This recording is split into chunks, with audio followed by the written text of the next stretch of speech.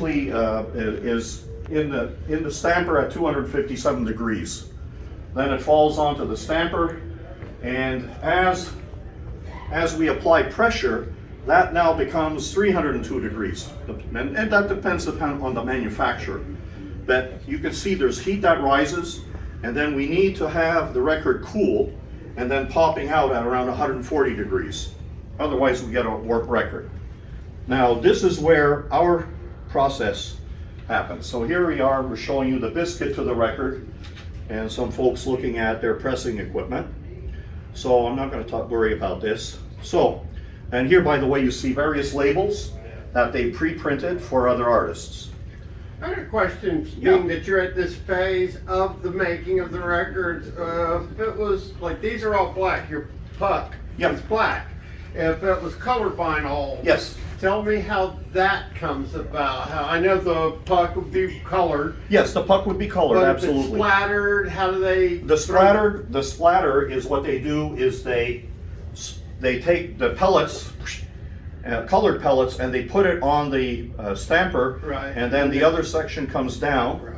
And then they put it also on the top of the biscuit. Yeah. So this is where they get the funny splattered look. Right. That's where they get to be creative. Yeah. They can do things with it. Correct. Correct. So this is one of the things that we found that's really important.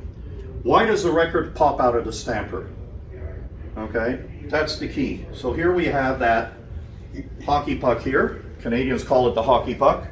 I'm from Canada originally, so I can say that. So why does I make this into the record and it pops out? Well, this is where we use the science. This is a $170,000 microscope that Mike Fremer forced me to buy because he said you're full of shit. There's no such thing as a release agent. I don't see someone spraying PAM on the stampers. I said it's inside the mix. It's acylic acid, it's a coating. I said in 1970 when Shure in that area, they came out with their V15 elliptical cartridge. They said that there is a pressing oil. So I wasn't stupid that I discovered it. And how? Because I can measure it. I can measure before and after processing with my system. So this is where we said there is something that's on the surface of the record. And again, Shure called it the pressing oil. I call it the release agent.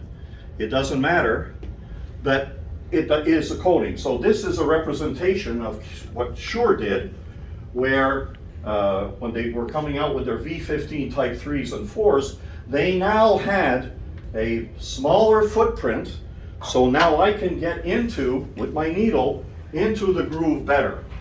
This is 6 microns in a circular diameter. This is the pressing here. So they came out with a better stylus in the 70s. And then all of a sudden say, we're having a problem. We're digging stuff out of the record. Why? Because there is a coating. So here's a record that was made. So there is a coating, they called it pressing oil.